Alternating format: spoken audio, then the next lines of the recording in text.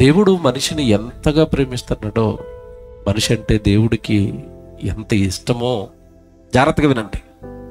మా అమ్మ నన్ను 25 సంవత్సరాల నుంచి ప్రేమిస్తుంది. మా అమ్మ, మా నాన్న 20 సంవత్సరాల నుంచి ప్రేమిస్తున్న అమ్మ నాన్నల ప్రేమ నీకు గొప్పదైనప్పుడు, దేవుడు నిన్ను నన్ను ఎప్పటి నుంచి ప్రేమిస్తున్నాడట? జగత్తు పునాది వేయబడక ముందే, ఈ జగత్తును దేవుడు కట్టక మునుపే నీ మీద ప్రేమతో ఆయన ఈ జగత్తుకు ముందు నేను ఏర్పాటు చేసుకుని నిన్ను కనేసి తనలో నిన్ను పెట్టుకుని నీ కోసం ఈ అనంత విశ్వాన్ని కట్టిన తండ్రి ప్రేమ, ఎవరి ప్రేమ ఎక్కువ కాలం నుంచి నీకు అందుతుంది, ఎవరి ప్రేమ గొప్పది, ఎవరి ప్రేమ పెద్దది, ఎవరి ప్రేమ ఉన్నతమైనది, మీరు బాగా ఆలోచించాలి. భూమి మీదకి వచ్చిన తల్లిదండ్రుల ప్రేమ స్టార్ట్ అయ్యి అక్కడి నుంచి అమ్మనాన్నల గొప్ప వాళ్ళంటే, నువ్వు తల్లి గర్భంలో 9 నెలలు ఉన్నావు, అక్కడే నిన్ను ప్రేమించింది ఎవరని అడుగుతున్నాను.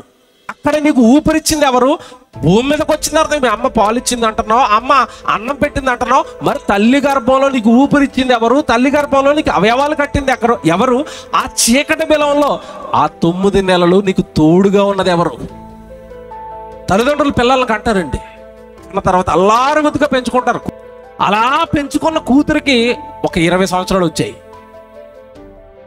20 సంవత్సరాలు వచ్చిన తర్వాత కాలేజీకి వెళ్తుంది కదా, లేదా చదువుకి వెళ్తుంది కదా, లేదా ఉద్యోగానికి వెళ్తుంది కదా అని అమ్మ నాన్నలు నమ్మి వదిలేశారు, వెళ్ళరమ్మ అని. లోపు ఆవిడ రూపం బాగుంటేనో, ఆవిడ అందంగా ఉంటేనో, మధ్యలో ఇంకొకడు వస్తాడు రోజా పువ్వు పట్టుకుని. వాడు రోజా పువ్వు పట్టుకుని వచ్చిన తర్వాత, అసలు నువ్వంటే నాకు చాలా ఇష్టం అమ్మా, నువ్వంటే నాకు విపరీతమైన ప్రేమమ్మా, నువ్వు అంటే నేను చచ్చిపోతానమ్మా, నువ్వు అంటే నేను బ్రతకలేనమ్మా అంటాడు. ఈ అమాయకురాలు నిజం అనుకుంటుంది.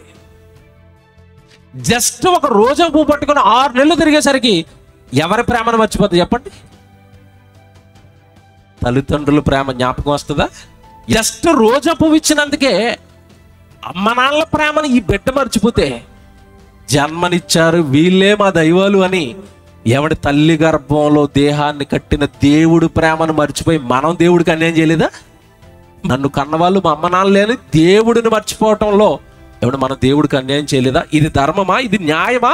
ఆలోచించండి.